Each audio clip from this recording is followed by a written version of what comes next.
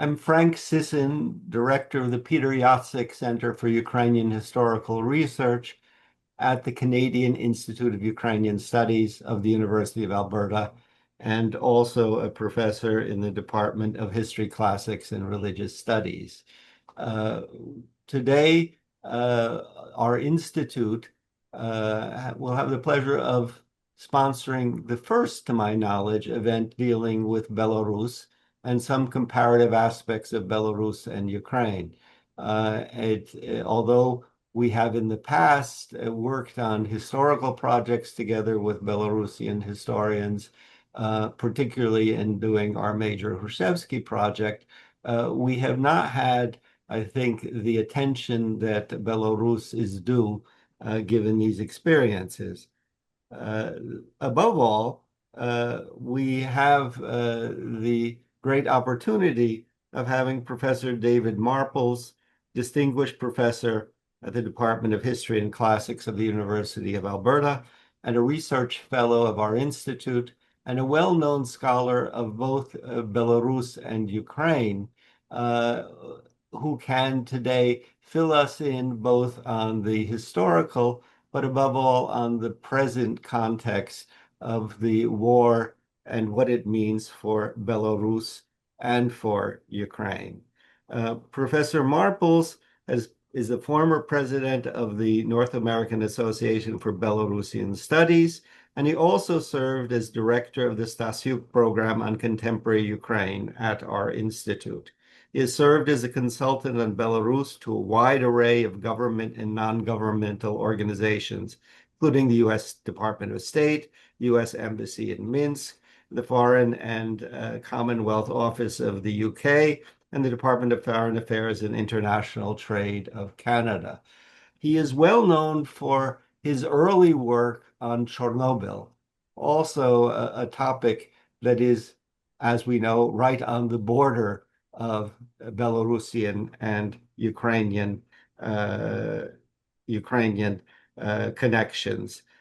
He has, since that time, written over 20 works, either authored or co-authored, dealing with Ukraine, Belarus, and at times Russia as well. Of his many publications, I would like to point out a very interesting one, Understanding Ukraine and Belarus, a memoir. I think those of you after this event, I think will be interested in seeing his deeper context and writings of how he has dealt in his career and scholarly career with these two countries. He also has just published about a co as a co-author a handbook on what one needs to know about Belarus.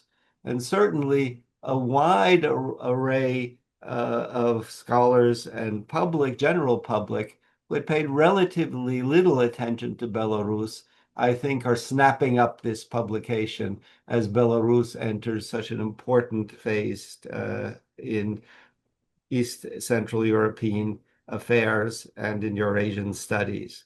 But perhaps as we begin today, I'd like to explore the journey of the scholar. That is, Professor Marples began his career and his first research on a dissertation dealing with Ukraine, and for many years was chiefly involved with dealing with Ukraine, and then gravitated to the field of Belarusian studies. And what I'm curious is to what degree he found something unexpected in this gravitation, to what degree this was a jump in his scholarship or thinking, and to what degree it changed his vision by devoting more attention to Belarus after his first and initial attention to Ukraine. So, David, if I may ask you for your thoughts on this question.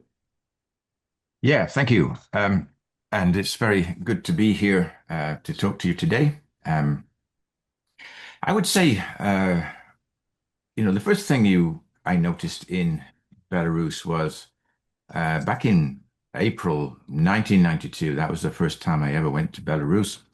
It was for a conference on Chernobyl, and it was hosted by a charitable organization for the children of Belarus. And I'd met this group briefly in Washington, D.C., while I was attending a panel on the same topic about Ukraine. And I was asked, why are you always focusing on Ukraine? Why don't you ever come to Belarus? And I said, well, if you invite me, I will come. And they invited me to this conference. Everything seemed rather quiet. Um, the streets were fairly empty back at that time. And if you remember, 1992, Belarus had declared independence. Lukashenko was not president. In fact, there was no president. And there was a sort of debate at that time about where they were going to go, where society should go.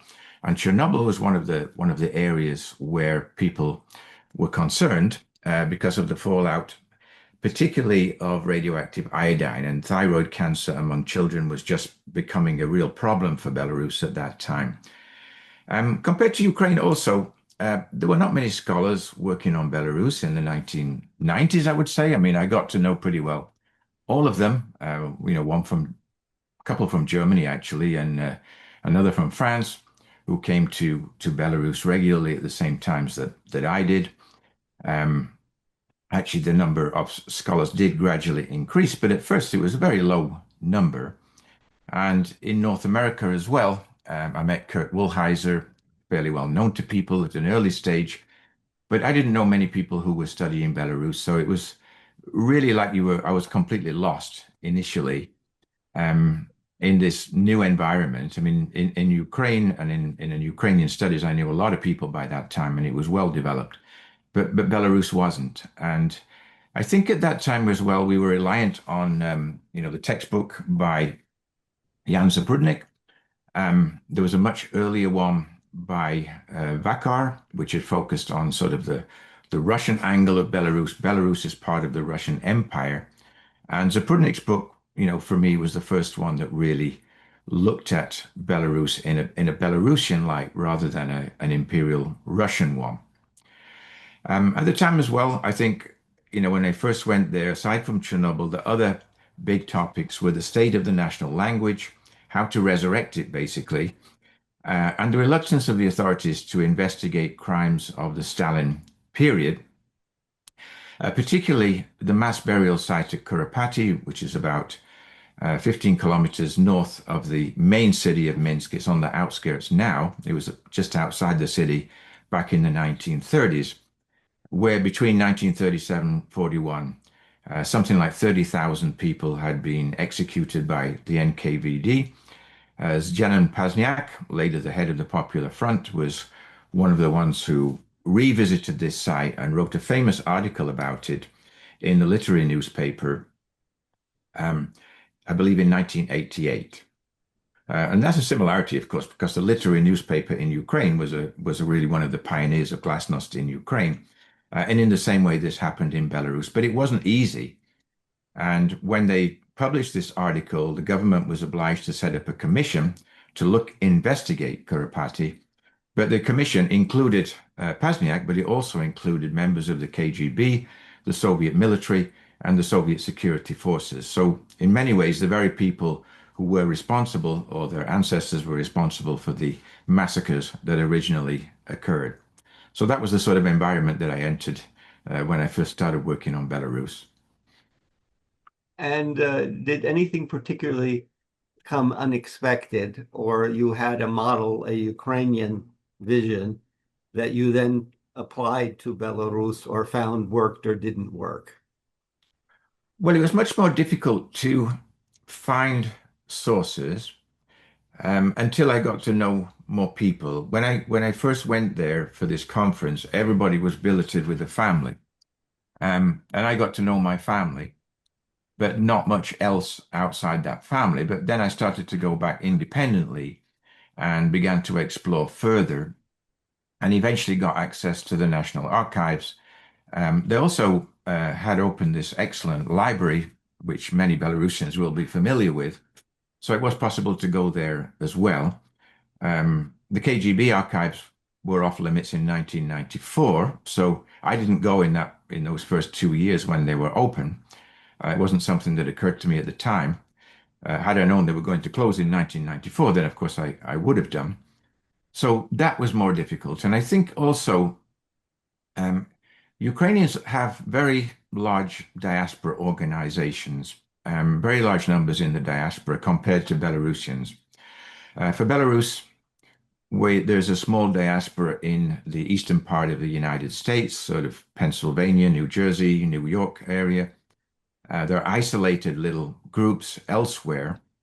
In Canada, at the time, I wasn't aware of any major organizations other than the government in exile, which was headed by Ivanka Savila then, as it is today. Remarkably, actually, nearly 25, 35 years later. Um, but these things were in the infancy, and I think they've developed now, but they weren't really obvious to me then. So I was dealing with, let's say, people in the radical fringes of society from the very outset, people who were determined to push the Popular Front, people who were determined to investigate Chernobyl, and therefore government access was much more difficult to deal with, to communicate with. I always remember I gave an early lecture at the European Humanities University, which at that time was based in Minsk, and there were people there from the government. And when I started speaking, they all walked out. And, I had no idea quite what to make of this, but I just carried on talking. And the audience itself was fairly receptive. So it was more difficult in that kind of respect, difficult to get information, difficult to find contacts. But I built them up gradually. Thank you. I'd like to point out to our public that we will have Q&A after we finish our short discussion. Please put up questions, and I am sure that will add to our general discussion. Now, I turn then maybe to something that is my bailiwick, the earlier period, to say that Belarusians and Ukrainians have closely related languages, cultures for a long period of time, and indeed shared a common name as Rusyny for a large part of their history. Yet, their modern and contemporary histories have been really quite different. And I wonder if you would outline for our public, what do you see as the similarities of this modern and contemporary history, and what do you see as divergences and differences? Yes, it's an important question. The two countries obviously have a lot of things in common, not least the similarity of their languages. But I think the Belarusians have always been a part, since medieval times anyway, of major empires. The period that's most discussed, I would say, particularly in the opposition, is the period of the Grand Duchy of Lithuania, when it did seem that the Belarusian population, in terms of the written word, was somewhat in advance of the Lithuanian. And the leaders were using an older version of Belarusian, what was known as Old East Slavic, as the main language in the Grand Duchy of Lithuania. And we should also recall that there were some developments such as the translation of the Bible, the first book, as we know, printed in Belarus by Francis Scarina, which is commemorated outside the National Library with his statue today. So at least that much is remembered. But then things go into a kind of dark period when the Russian Empire took over most of Belarusian lands in 1795 with the third elimination of Poland, basically from the map of Europe. And by 1830-31, with a mass uprising, Belarusians joining in with the Poles against the Russians, the language and anything to do with the Belarusian culture were then banned until 1905. So that was a long 19th century for Belarusians. I think you can find some evidence that in the 19th century there was plenty of activity in Ukrainian lands, even though covertly. Like Ukrainians, Belarusians historically were a rural people, and they didn't have the numbers the Ukrainians had. And in fact, for a time, even the official languages early in the 20th century, they had to share that situation with Polish, Russian, and Yiddish. I mean, Belarusian was one of four major languages of the first Belarusian state when it was declared in 1918. But historically, most of these rural regions where Belarusians lived were illiterate, and the towns, as far as they did exist, were made up of Russians, Poles, and Jews. And in the 20th century, when there was a period of independence, March 25th, 1918 is still celebrated as the National Independence Day of Belarus by most people in the diaspora, by most people in the opposition as well. It didn't last very long, just a matter of a few weeks. And in this period, eventually, of Russian civil war, the Soviets eventually took over, and gradually Belarus began to become larger in size. But once the Soviets did take over, Lenin encouraged the formation of a Belarusian Soviet Socialist Republic, as he did in Ukraine. This is actually what Putin is most annoyed about today, I think, the fact that these republics were created within the Soviet Union rather than a Russian federalist state. And this period, the 1920s, saw a rapid development of language and culture under the official policy of indigenization. And this policy included the creation of the Belarusian State University in 1921. It became, excuse me, no, and then the Institute of Belarusian Culture in the following year. And it was the Institute of Culture that was eventually transformed into the Academy of Sciences of Belarus by 1929. So in that period, things began to develop quite rapidly until Stalin became firmly in power. And then in the early 1930s, everything was reversed. Modifications were made to the language, which had been standardized, and these modifications brought it closer to Russian. And in the 1930s as well, although both Ukraine and Belarus suffered dramatic events in the 1930s, Belarus found it very hard to recover in a later period. I think you could say in Ukraine, I mean, much was preserved by the western part of Ukraine where national consciousness was high and they were under Polish rule in that interwar period. But in Belarus, you had what was called the Night of the Murdered Poets in 1937, where about 100 poets and writers were executed in a single night, and also the purges themselves, which targeted not only the party and government leadership, but predominantly the rural people, the so-called kulaks, who died in tens of thousands. And it was obviously going to be difficult to rebuild on this progress in the future period. And that was followed almost immediately by the start of the war, when Belarusian territories fell under German rule in 1941.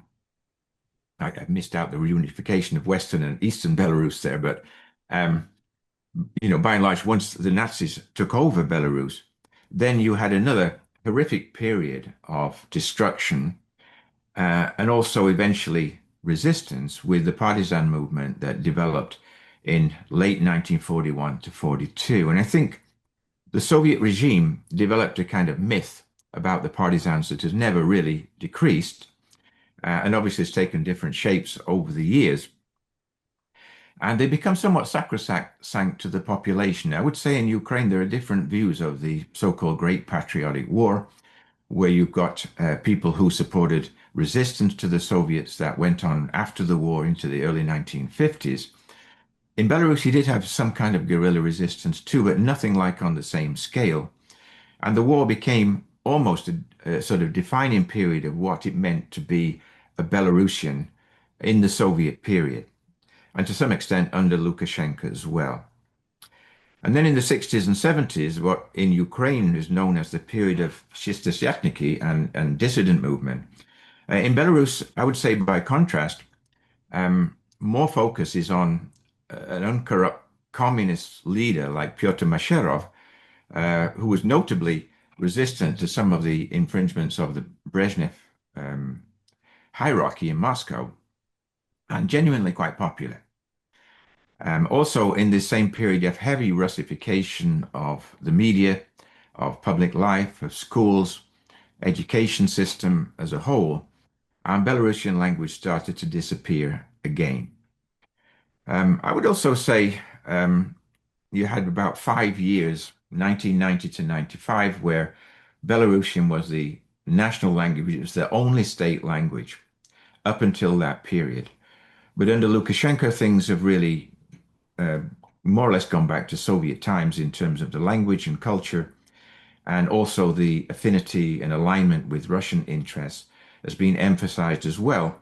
Whereas I think in Ukraine, not immediately perhaps, but gradually, Ukraine has moved completely out of the sphere of Russian control. So these are the contrasting periods. It doesn't mean that there is not a strong democratic opposition in Belarus, which we might talk about a bit later.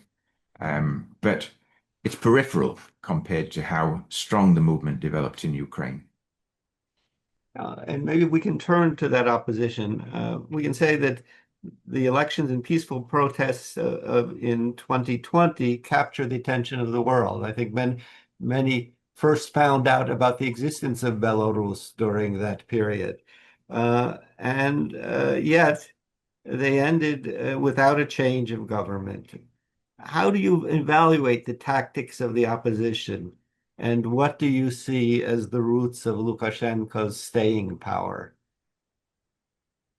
Yeah, I mean, I would say first that during Lukashenko's long rule, which is now in its 32nd year, almost entered its 33rd year, there was always opposition to Lukashenko. I mean, it really probably comprised, according to reliable polls of the time taken inside Belarus, roughly 20 to 25% of the population.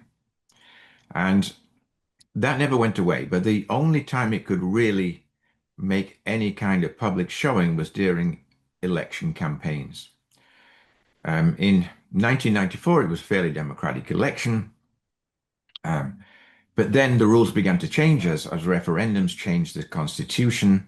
Lukashenko reinserted himself in 1996, ruled until 2001, when the opposition found it very difficult to come up with a candidate, and did so belatedly, but not really in time to make an impact.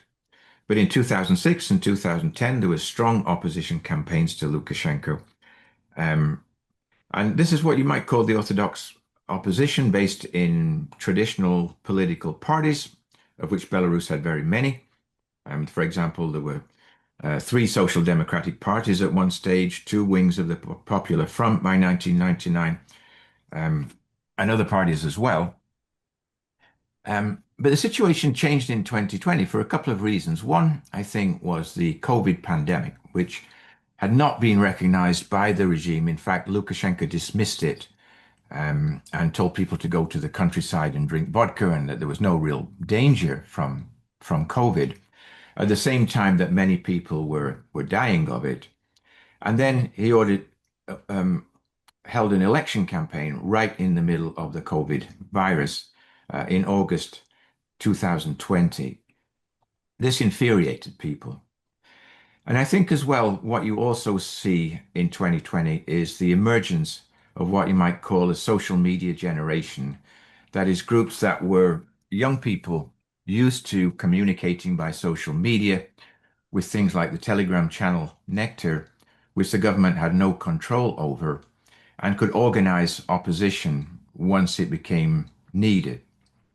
During the election itself, Lukashenko tried to eliminate the opposition by arresting them or forcing them to flee the country.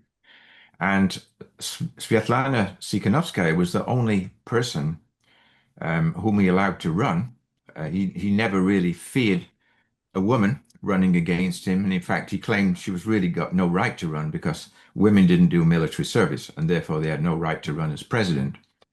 But nevertheless, she was the wife of one of the original candidates and he was imprisoned along with the other candidates. And together with the other two major opposition teams, she formed a little alliance with Maria Kolesnikova and Veronika Sapkala. And they kind of went around together as a trio campaigning in what was a very popular campaign. They were getting crowds of up to 60,000 in Minsk itself, slightly less in other cities. And it was obvious that this was a campaign that was not really based on traditional themes of nationalism or language rights or even membership of the EU. It was simply, we want a democratic election, and we will, after this election, hold another one to free people who've been imprisoned under the monitoring of international observers, and that this would be the first real free election since 1994. And it almost worked. But when the results were announced, Lukashenko claimed that he'd won more than 80% of the vote and had Tsikhanovsky down around 9 to 10%. It was obviously fabricated, and it was so obvious that it led to mass protests in the streets. And it was in the streets that you began to see the old national flag re-emerge for the first time. Hadn't seen it during the election campaign. Sometimes the EU flag was there. The EU and Western countries were very supportive in many ways, but didn't join in the same way that they'd done, I think, in Ukraine in 2014. It was a peaceful demonstration, and I think that alone delineates it from the demonstrations in Ukraine, which had turned violent by February of 2014 and led to hundreds of deaths ultimately. And conversely, by being nonviolent, it gave Lukashenko an opportunity to regroup as long as his forces remained loyal to him. And the security forces, to some extent, did. I would say of the groups that joined the opposition, the diplomatic corps were probably the most observable, particularly in foreign embassies where the votes for Tsikhanovskaya could be counted and were obviously a landslide in her favor. The security services were kind of split. Some left the country, organizations abroad, but the security forces to some extent stayed in place. And Tsikhanovskaya herself left Minsk 2 days after the election. And I think that did make a psychological difference in rallying support for her within Belarus. And there was no immediate prospect of her being able to return. She left really because she was afraid of the future of her children, who had been taken out to Lithuania. And therefore, the campaign couldn't go on as it was. And the Belarusians eventually decided not to go on strike. That, I think, was the major turning point of the demonstrations. Had they done so, they could have brought down Lukashenko. Had they resorted to violence? Yes, probably. But I think that would have left an unfortunate precedent had they used violence. I mean, they won the admiration of the world largely by not being violent. And all sectors of society took part in these protests, particularly women. Women played an extremely prominent part, as they had done during the election, but also pensioners, people who could go all the way back to the Patriotic War and later periods of the Soviet Union, also joined in. And they were really prevented from doing anything by Russian involvement in these elections and the Russian threat to use force to keep Lukashenko in power if he was removed. And this is something quite ominous for a nation of 9 million people. The threat of a Russian invasion, maybe 500,000 army entering your territory and taking it over, there would be no prospect of getting it back. Unlike in Ukraine, where eventually Ukraine has now gained the upper hand in many aspects of the war, it couldn't happen in Belarus. So once Putin had stated that he was supporting Lukashenko, that really kept Lukashenko in power. Putin also provided an immediate loan of $500 million, and that kept the Minsk regime afloat. And eventually Lukashenko basically nominated himself as president again. His ceremony was conducted entirely by himself, and the Western powers and many people in Belarus have never recognized him as a legitimate president. But now most of the opposition in Belarus belongs in the exile community of 600,000 to 1 million, resident in Lithuania, Poland, and perhaps the Czech Republic and other countries, but mainly those first two. So unfortunately, it didn't succeed, but it's hardly forgotten, and I don't think it will be forgotten. So thank you. Maybe we can turn to the war. Would you give us a sketch of Belarusian politics and policies from the Maidan and the beginning of the Russo-Ukrainian War, and then up to the full-scale invasion and beyond? That is, how do you see the policies of Belarus developing? What changes have there been in it?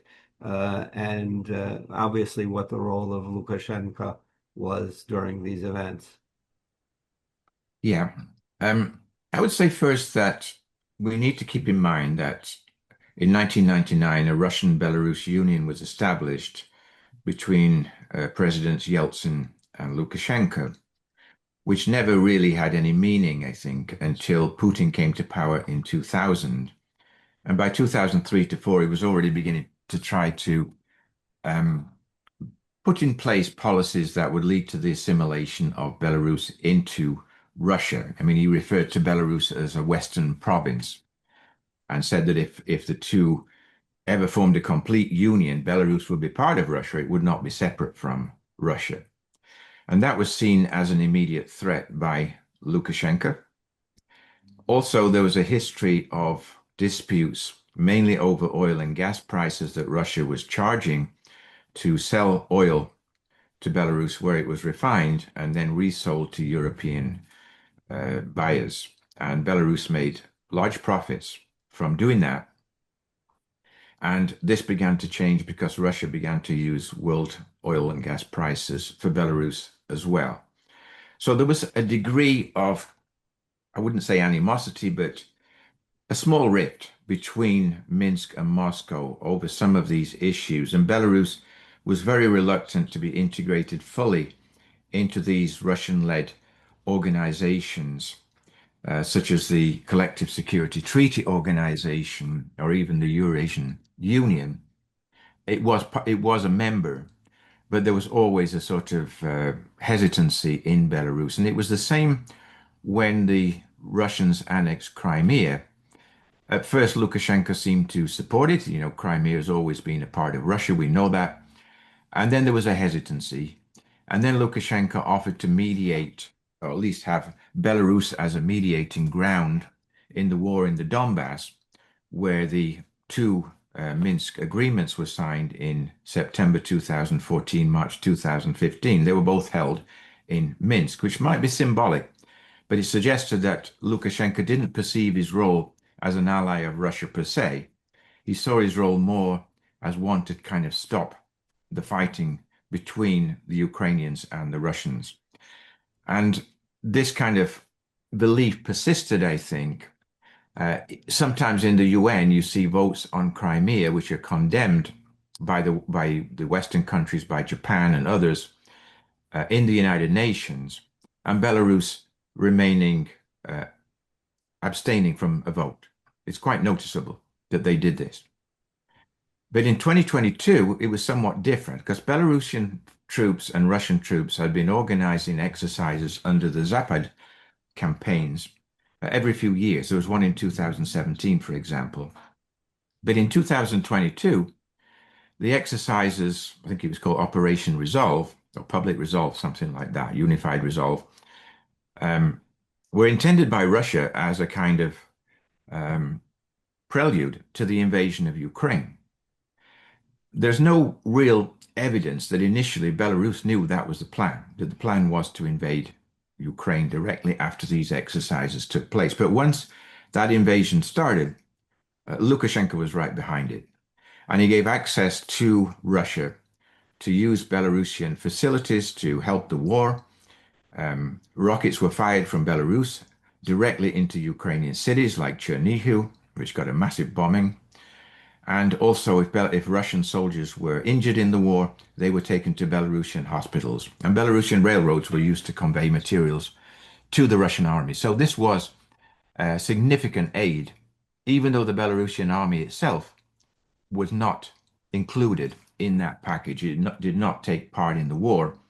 Largely, I think, because it would have been highly unpopular. Lukashenko had always tried to keep the Belarusians out of wars. And he feared that he might be overthrown if he did send in the army into the war.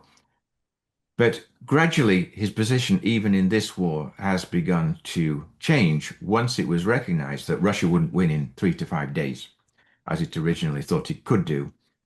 And you note that when Prigozhin had his rebellion against Putin in 2023, Lukashenko intervened again as a sort of mediator and agreed that the Wagner division and Prigozhin could be housed on Belarusian territory.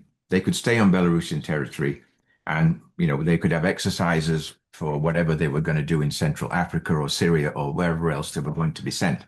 So once again, you have a situation where Lukashenko is taking on this new role as a mediator rather than a participant. He doesn't want to take part in this war. And now it's going badly. There's even less willingness to join in. I mean, there's simply no way now that Lukashenko would want to join in. But Russia very strongly is putting pressure on him to do so. I think also Russia is now using Belarusian oil refineries. Ironically, the Russian oil that is exported to Belarus is refined and sent back to Russia because Russian oil refineries are being destroyed by Ukrainian drones. So it's perhaps the ultimate irony that Russia now needs Belarus economically less than militarily. I'll stop there, Frank. Okay, yes, but perhaps talking about the degree to which Lukashenko seemed to back down to Zelensky's Hmm. admonitions and then threats in a certain way of how Belarus would be treated. What I am interested in is I realize we have minimal ability to know what public opinion is in Belarus. Uh, what you've outlined for us, I think, succinctly and very informatively, is where the government attitudes were. Do we have any indications of what the Belarusian population, how it's responded to it? How it's responded in general to how Ukraine has responded to the first Russian invasion and then later to the full-scale invasion. And do you see a change in attitudes among the general population? I think we have some evidence. I mean, it's very hard because any kind of survey that can be conducted is always online. And again, it's from a very narrow base. Chatham House has done some surveys. There are people like Kabaletsky who's done some surveys. Um, Others in Volodymyr, for example, in Warsaw as well. Um, their conclusions are that Belarusians have been bombarded with Russian propaganda. Now that all the independent Belarusian outlets are either in exile or shut down inside Belarus, the population only gets Russian propaganda on a full scale, nothing else. So it's not so surprising that many Belarusians in 2014 actually supported the annexation of Crimea and to some extent the Russian war in the Donbass. And I think that is clear. I mean, they mainly listen to Russian Belarusian television, they watch YouTube, Russian channels, Telegram Russian channels, etc. So this is where they get their news from. And that's a significant problem. It doesn't apply to the exiles or people who can pick up Western information. But even the people in the country are opposed to Belarus joining in the war. And that is absolutely clear. And a further group of Russians, mainly from Warsaw and other places, joined the war on the Ukrainian side for the Kalinovsky Brigade. And there's a couple of other brigades in Ukraine as well, which have become part of the Ukrainian army. They're subjected to Ukrainian officers and follow the rules of Ukrainian officers, but they operate as a Belarusian division with a distinct uniform. So Belarus is divided in that regard on where it stands on what's happening in Ukraine. I think in terms of more recent events, Belarusians are concerned by the intrusion of drones into their territory. and sometimes landing in public areas. And it doesn't really matter whether these drones are fired from Russia or whether they're fired from Ukraine. If they land on Belarusian territory, it's a concern. And the Belarusian authorities have acknowledged that they cannot intercept Ukrainian drones. They don't have the technology to do it. And they're flying at too low an altitude to be intercepted by anything that Belarus has got today. Putin has recognized that, and he started to build up Russian weaponry on bases inside Belarus. The Oreshnik missile, one of the heaviest missiles in the Russian weaponry, is now in Belarus as well. And from all indications, this is a concern for Belarusians as well, to have such weaponry on their territory. It makes them a viable target. And what Zelensky was complaining about were the relay stations on the border, which could redirect Russian drones into Ukrainian territory. And that is why he demanded, he said, if you don't remove them within a week, we're going to do it for you. And they were immediately switched off, which suggests to me that in the leadership, Belarus has no answer. It doesn't want to take part in a war with Ukraine from official levels downward. There's no preference for that at all. Ukrainians and Belarusians historically, at least in the 20th century, have had good relations. Even the period of Viktor Yushchenko, for example, had very cordial relations with Lukashenko. Surprisingly, perhaps, but he did. So there's no animosity on that level. And notably as well, Ukraine kept its embassy open in Minsk right up until the early 2020-21 period. And I believe even later, because it was Zelensky who changed policy in early 2026 when he issued sanctions on Lukashenko for the first time, organized meetings with the opposition, and began to consider Lukashenko an enemy rather than a sort of neutral or even potential friend. And maybe, his position is from one of fear now, that Belarus could get dragged into something that would absolutely destroy it. Whichever way you look at it, if Belarus joins in the war, it gets destroyed. It either ends up being part of Russia, but it's certainly going to be the end of the independent state. So I think the population realize that, and they're opposed to the war. I can't tell from recent polls where the level of support lies now for the Russian army in Ukraine. I suspect it's falling just as it is elsewhere. And maybe a little bit more about how you evaluate Ukraine's policy towards Belarus. That is, the varying Ukrainian governments that have come since 2014. Was Belarus in some ways neglected by them? How much attention was paid to it? And do you see these policies of Ukraine changing at the moment? Obviously, with these threats and admonitions the way it were. Yeah, I mean, in 2014, Ukraine's policy to Belarus didn't really change. I mean, they continued to trade just as they'd done before. Yes, Belarus, to some extent, supported Russia insofar as it could, but it didn't help them in any meaningful way. So I think, as far as I can tell, that in 2014 to 21, say, relations did continue on a fairly amicable sort of basis, with concern, of course, for what was happening in Ukraine. But I think the policies now in Ukraine have changed because it's irritating, particularly to Zelensky, that Belarus is always there. I mean, Russia's looking for a base for tactical nuclear weapons. Send them to Belarus.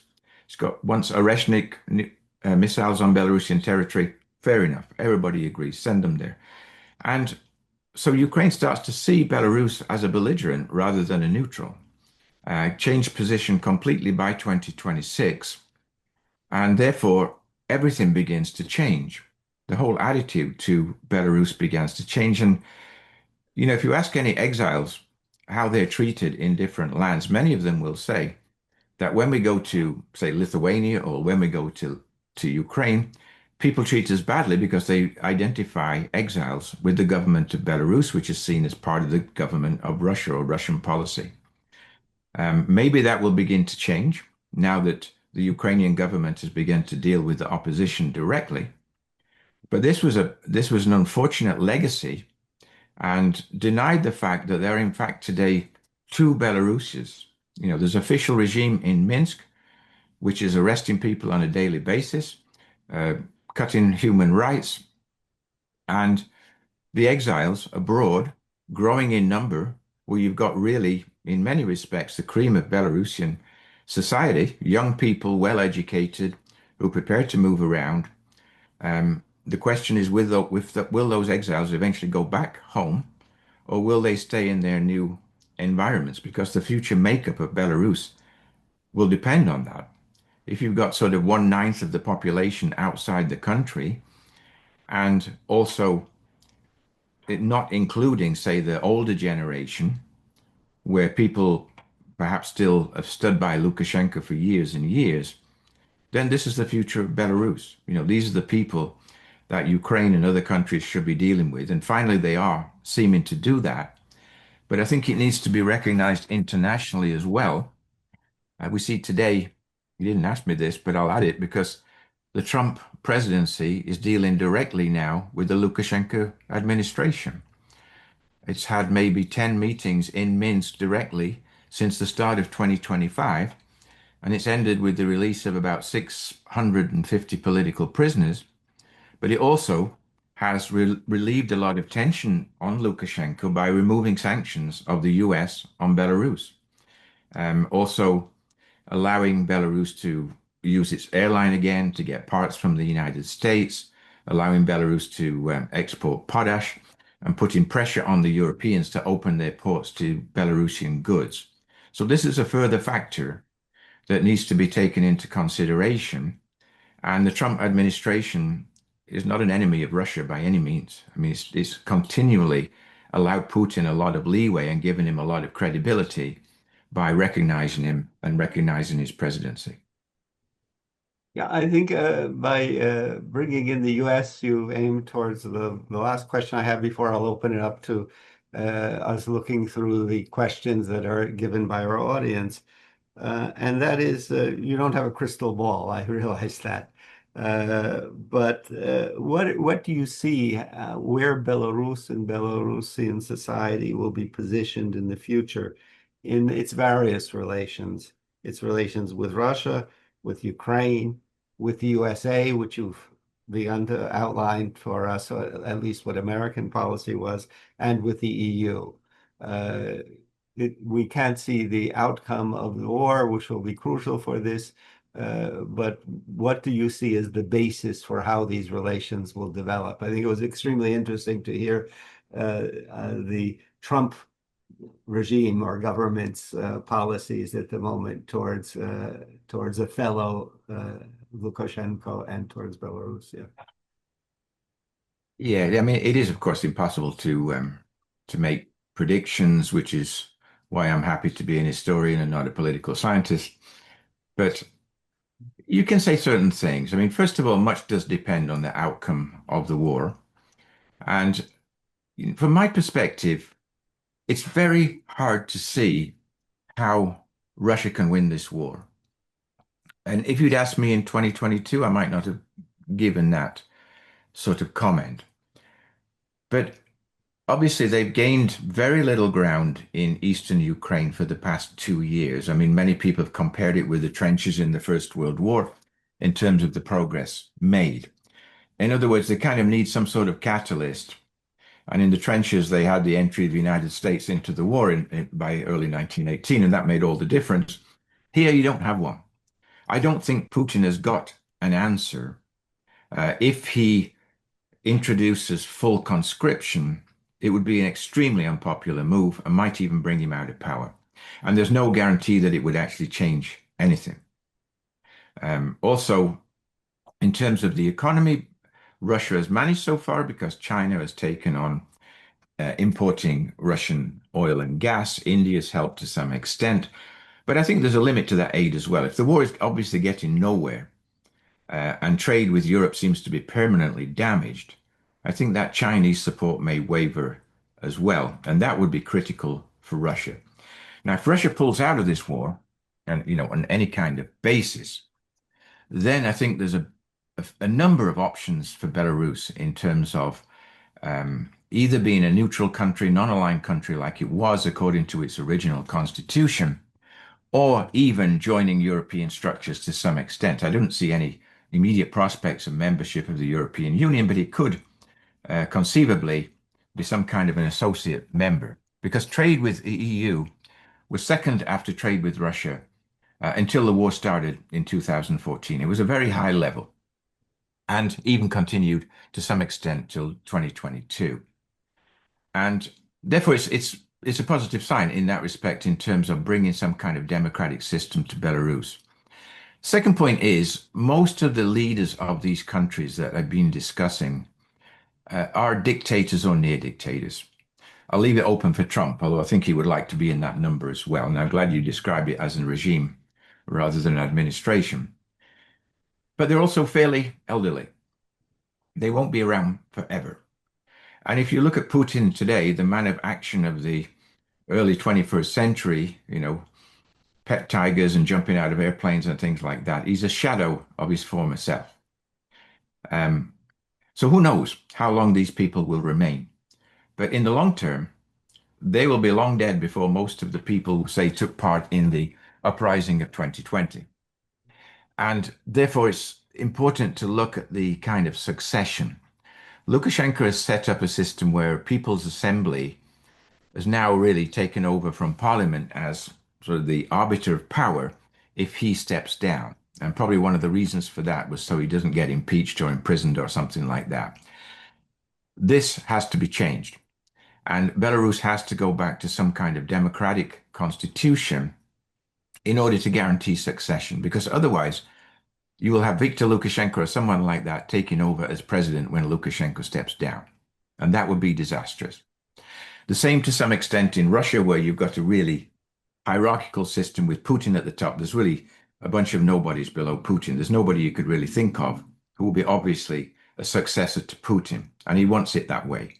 So I think in Russia as well, there is some hope for change, if not some kind of disruption of the system that's been built up based on the wealth of oligarchs and criminal organizations and destruction of the opposition. So I'm not pessimistic. I think there's hope for some kind of change, but it does depend on the United States remaining a democratic country and representing the democratic views of countries abroad, giving support to NATO, to the EU, and acting again as some kind of a security force. Because gradually, although the European Union, the United Kingdom, and Australia, Japan, and others can contribute to some sort of support for Ukrainian security, there's going to be a gap before they can match what the US has offered up till now. And this is a critical period, I think, when they have to try and do that. But it would be good, to think about a post-Trump administration that's not going along the same kind of lines as now, in order to secure a more democratic environment worldwide in future. Yeah, thank you. And now let's turn to some of the questions we have. Some of these issues have been covered already, but we'll see if you want to amplify on them. And in many ways, some want you to have the crystal ball that you don't have, but we'll see how you can deal with it. So Edward Baidu says, good morning. What are the perspectives of ordinary people on this war? Are there any poll results or opportunities to hear their views regarding the ongoing war? This, I think, you've covered earlier if you wanted to add anything. Yeah, hi Edward. Yeah, there aren't any polls as we would consider polls. There haven't been independent polls in Belarus since about 2016. You just simply cannot get realistic polls.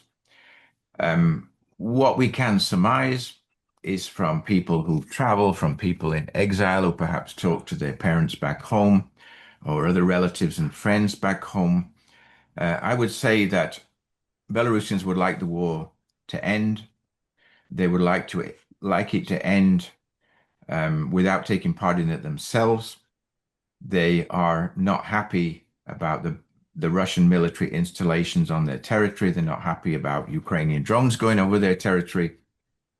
They are basically a peaceful nation, and they would like to remain that way. But I do think that now that Ukraine has opened up to the opposition, some of those views might change. Um, but it is very hard to tell without a properly independent opinion poll, and we simply don't have that. And then Anastasia Tolstaya gives us some information on the Belarusian community. Thank you for having Belarus as your research topic and your topic of interest in this discussion. I am a Belarusian member of the Belarusian Canadian Alliance, the oldest Belarusian diaspora organization in North America, founded in Toronto in 1948. Today, it is a nonprofit organization. And I think most important for CIUS, we have an Alberta chapter and a very active group in Edmonton. Uh, if you had any contacts with groups, then add to this. And if not, it's something that CIUS should follow up on. Yeah, I've had contact with the Edmonton one, and I even joined them in one demonstration outside the legislature a few years ago. I'm also very aware of Anastasia. I'm always happy to get your comments on all kinds of subjects, and I hope that we can keep in touch in the future. I will certainly promote the alliance as far as I can. I noticed the Alberta organization has attracted the attention of the KGB, as shown in the Globe and Mail the other day, which I take as a good sign. But it's also a sign of something I didn't mention in the talk, and that is the proliferation of KGB activities outside Belarus. And I have a number of friends who've reported on even getting phone calls from KGB people to their private phones in European countries saying that, if you don't cooperate with us, we're going to talk to your family. We'll maybe, think about their housing situation and things like that. So it's a serious problem. And it's not one that's gone away to any extent since 2020 and those events. And for those who missed it, there was an article in the Globe and Mail, particularly on the targeting of Belarusians in Alberta, which I found interesting. So it must be show the activity of this community. Now we have a fairly lengthy account from Ethan Berger. David, I am trying to establish, sorry, a program to support Belarusian studies at Harvard. Initially, I will pay a small stipend out of pocket and then create a funding mechanism. I'm looking for appropriate applicants who might be studying at Harvard and writing about contemporary political studies similar to those of the Conference on Belarusian Studies. The recipient need not be a resident at Harvard. The individual could be elsewhere. And then goes on to describe this. You will have a copy of it. I might add that this initiative I think is extremely important, and of course, CIUS's partner in many ways, or twin, is the Harvard Ukrainian Research Institute, which of course was established by funding from a general community. So if you would have any more comments on this and suggestions, we would add to it. I hope you can see the full question. Yeah, I can see it. Yeah, I mean, hi, Ethan. Like nearly all these people I know personally, so it's very easy for me to answer these Right. questions. But I think, an initiative started a few years ago with a Center for Belarusian Studies in Winfield, Kansas, which basically petered out. Its director died prematurely. There's a huge need for a program on Belarusian studies, even a chair of Belarusian studies that really could promote it. And the American Slavic meeting in November, which has a group organized, among others, by Sasha Razor, who's also participating in this discussion. That was one thing I was thinking of raising, that we ought to have either a chair or a program of Belarusian studies at a major institution, and Harvard would be the ideal one. Toronto would be another. I think there'll be a lot of interest of, if there was one in Toronto, where I seem to remember a few years ago, a chair of Estonian studies was initiated. And I think if you can have a chair of Estonian studies representing such a small nation, it's possible to get one for Belarusian studies as well. But these things depend on, frankly, large donations. And it would be a case of directing all community efforts to one goal, and that is to set up a chair or a program that could really be run, as like the YATSIC program, for example, in Toronto, based on interest of endowments rather than the endowment itself. So you're not simply using the whole thing up in 10 years or something like that. So that's something for the future. Maybe if people would like to come to the meeting in November when the North American Association of Belarusian Studies is going to be reconstituted, that would be one of the topics that we will discuss. And that's in Chicago. I believe it's quite early in November, sort of in the middle of November. And then we have, something in some ways closer to the things that I study, or your co-author of your new book.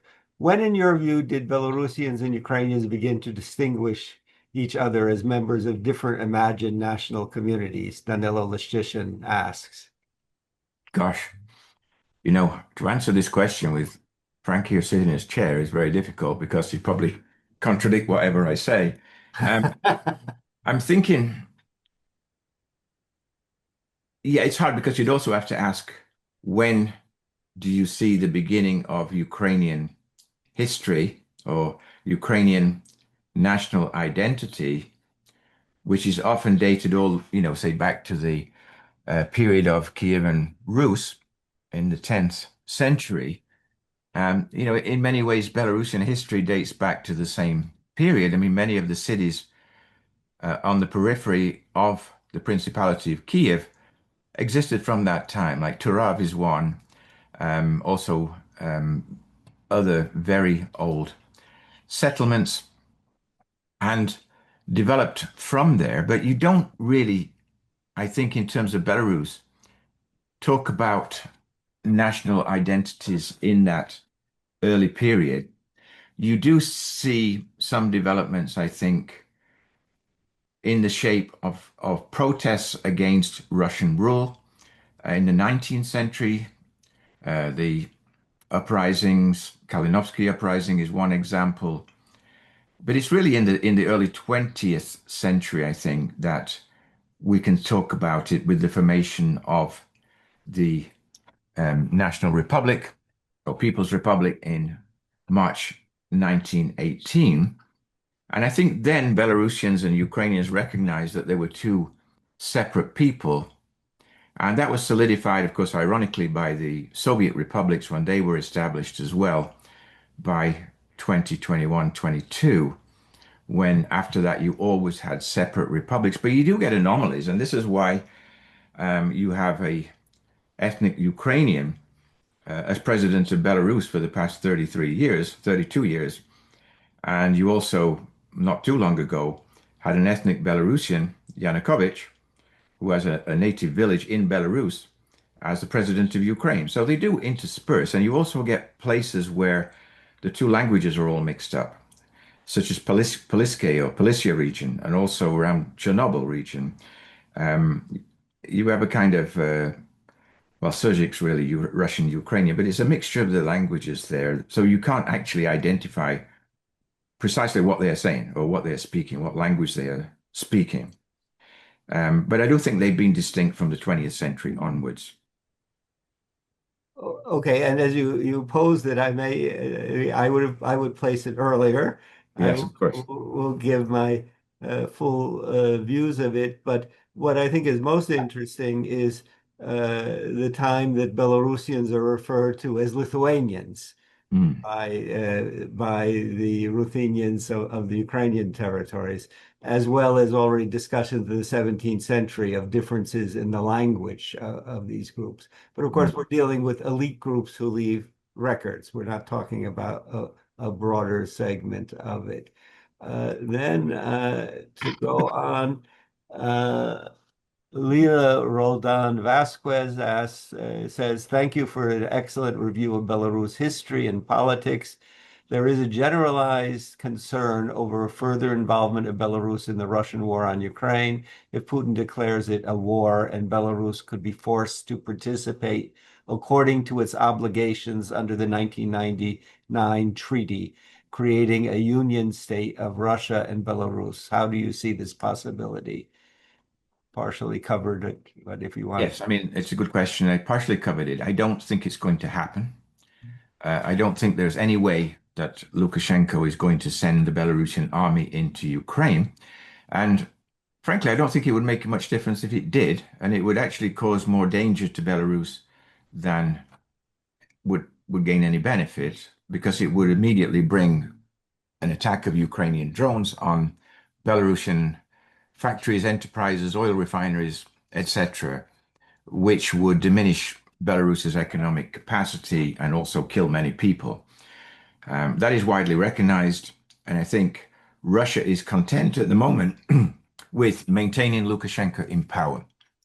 As long as Lukashenko continues to follow Putin's path in rhetoric and without doing anything drastic to move away from that path. That is, Russia can continue to use facilities in Belarus and use Belarus as a kind of base for its weapons and sometimes its army. I think right now Russia only has about 2,000 troops in Belarus. So, that's not enough to constitute danger to the north of Ukraine. If that number suddenly increased or they start holding regular military exercises on Belarusian territory involving tens of thousands, that's a different matter. But it's not happened. And I don't think it's going to happen in the near future. I mean, theoretically, yes, it could. Or Putin could put a lot of pressure on Lukashenko to sort of agree to what he's saying. But it's still, if Lukashenko declines to do that, like he is doing now, I don't think it's enough to make Russia want to get rid of him as a leader. They still are comfortable with him in power, given what might happen if he's removed. So I think we're okay for now. Okay, thank you. And Larissa Bilouz would like to know, is there any realistic path where U.S. outreach strengthens Belarusian independence from Moscow rather than just easing pressure on Lukashenko while the war is still going on? And do you see a risk that this kind of normalization becomes a template that later gets extended to Russia itself? Yeah, I was concerned about that same question myself, and still am.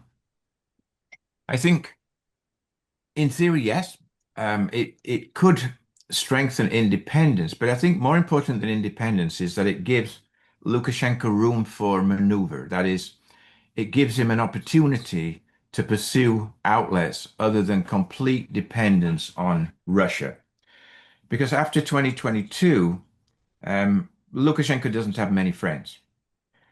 He has North Korea or Iran, for example, but he doesn't have many friends in the sort of Western world. And in terms of traveling to meet people, it's been either Russia or China.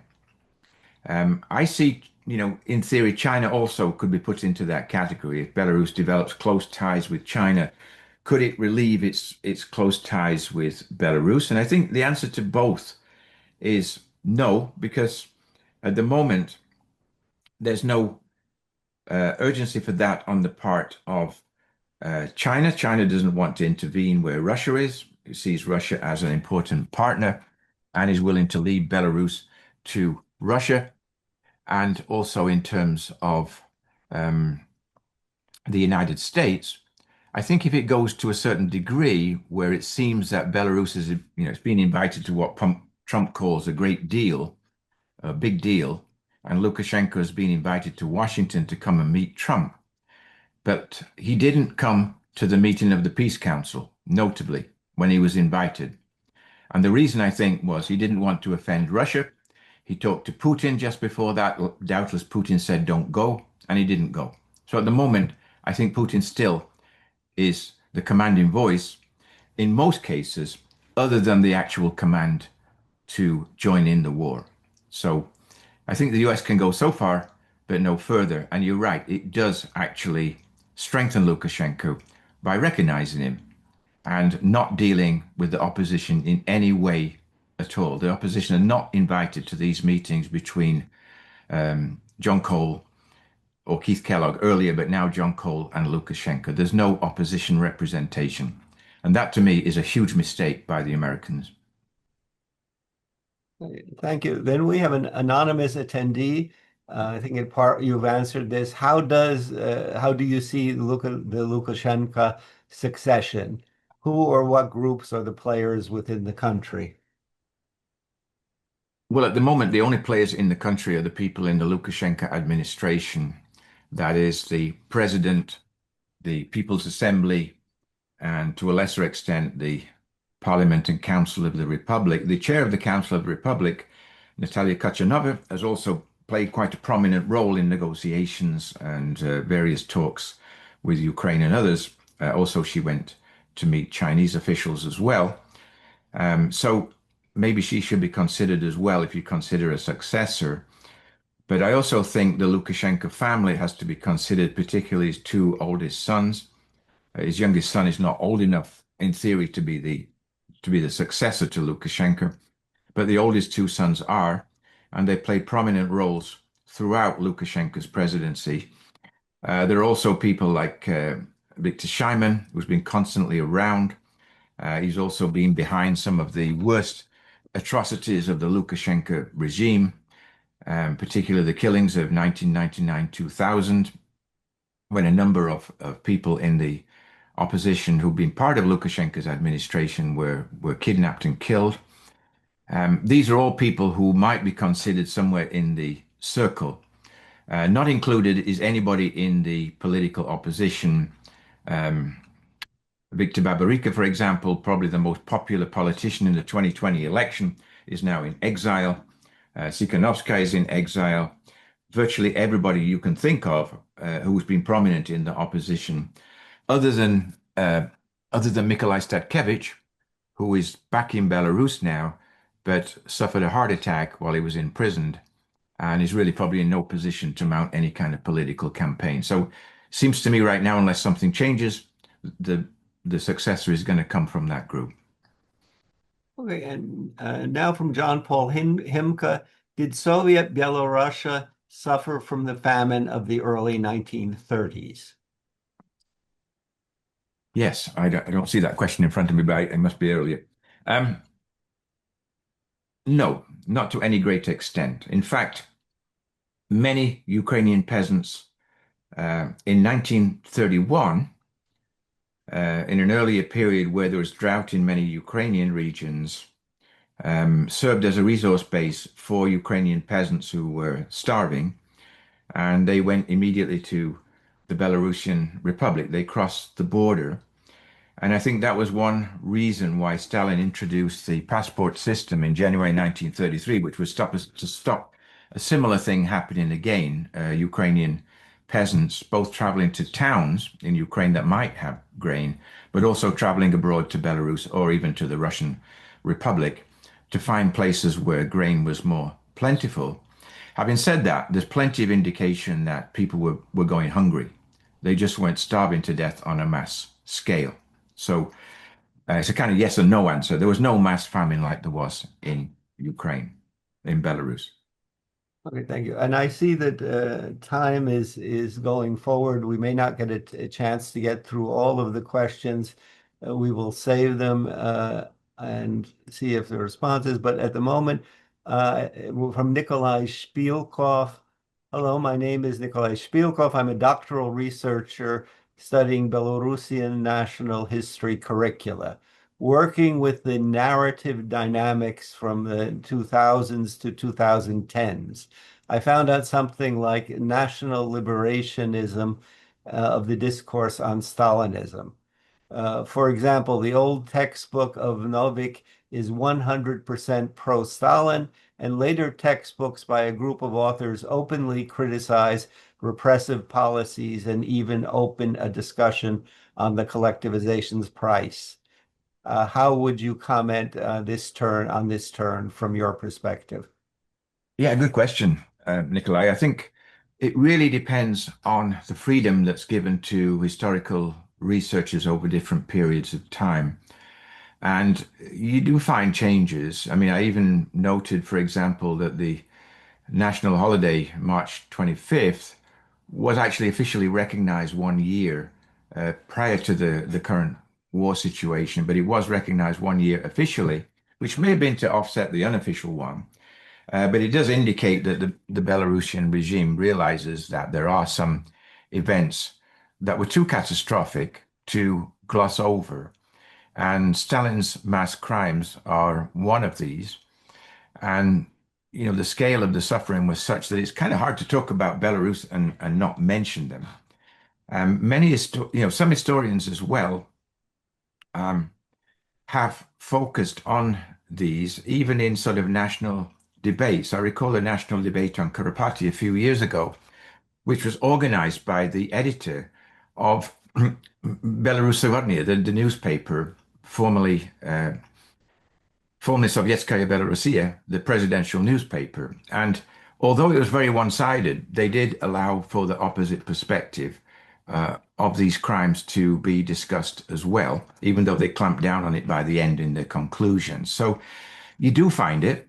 These narratives change. But I think in the current period, when Russia and Belarus have now agreed, and they've actually published a common textbook on the Great Patriotic War, which keeps the narratives not only similar, but exactly the same for the first time, suggests to me that now national history is really become a political and legal issue, and that anyone who contravenes this official narrative could be subject to arrest.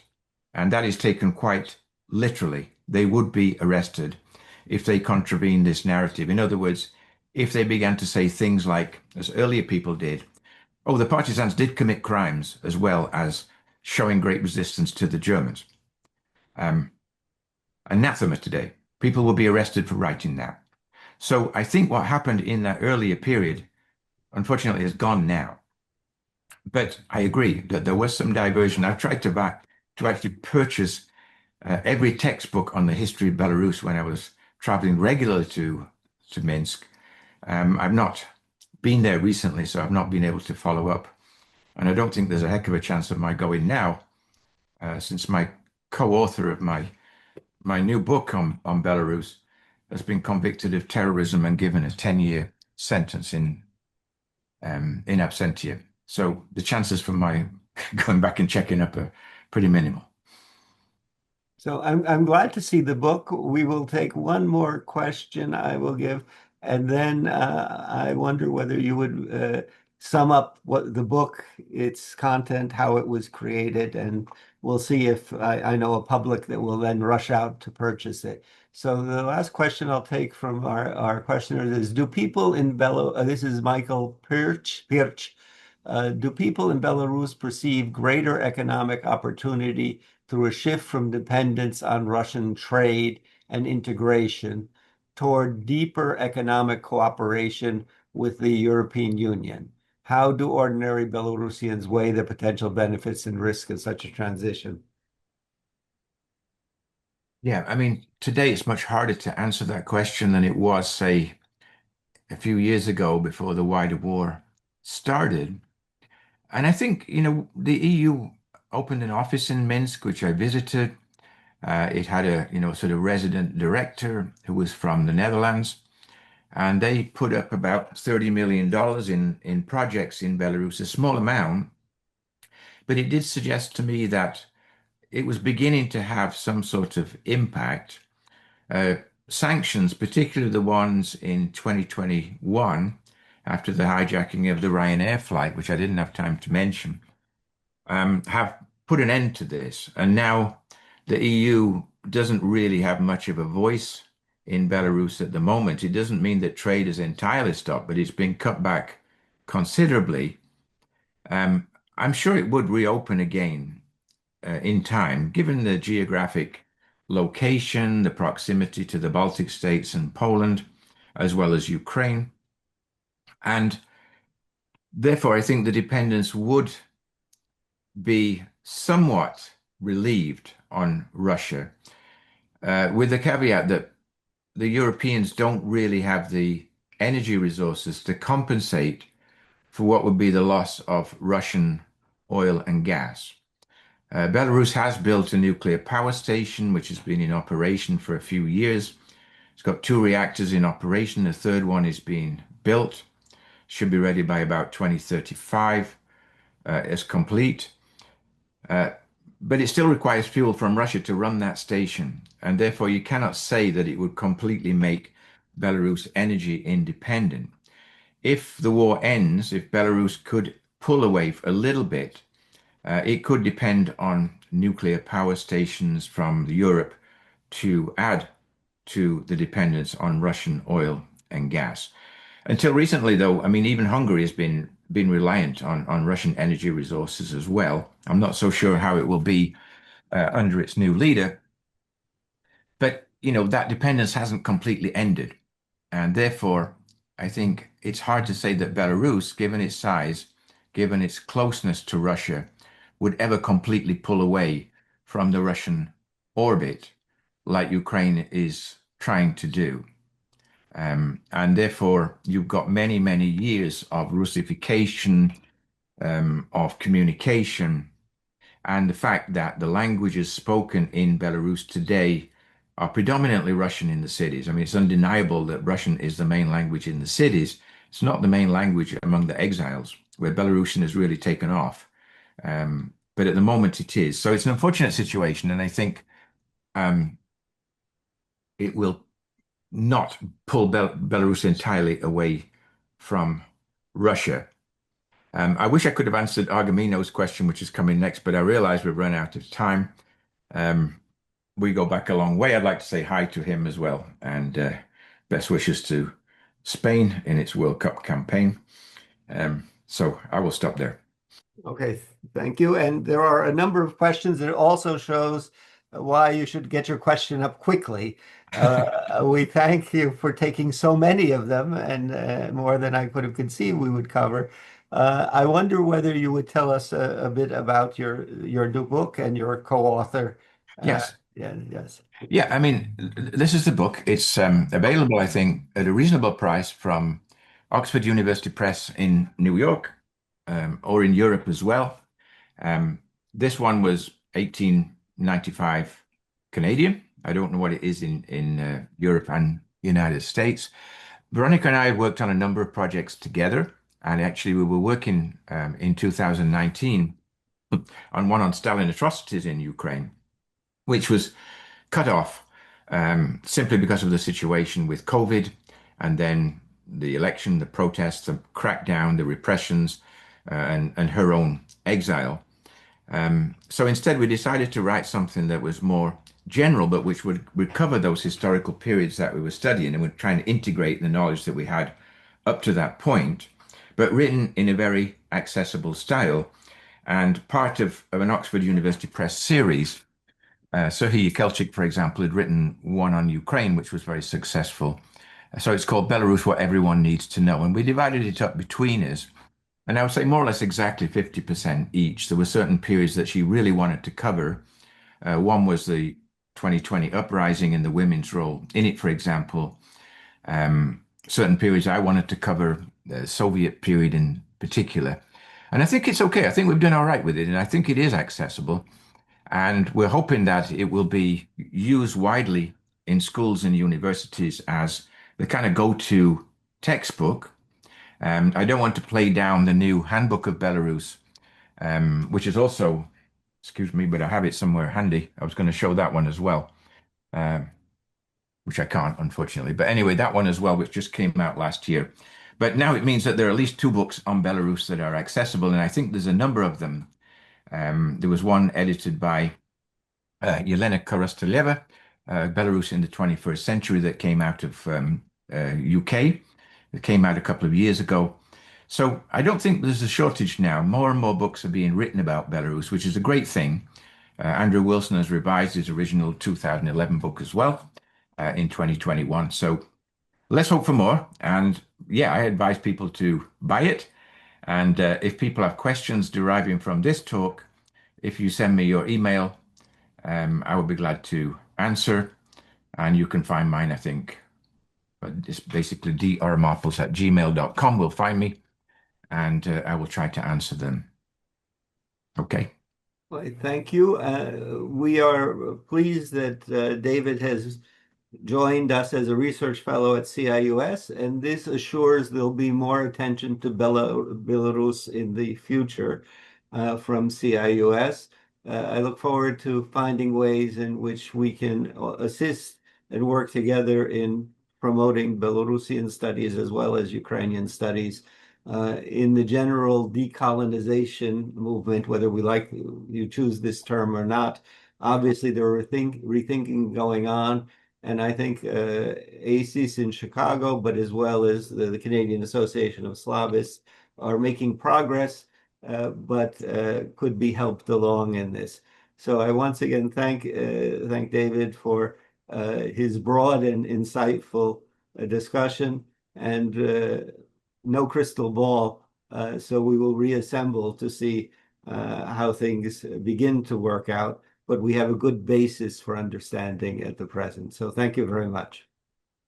Thank you, and Viva Belarus.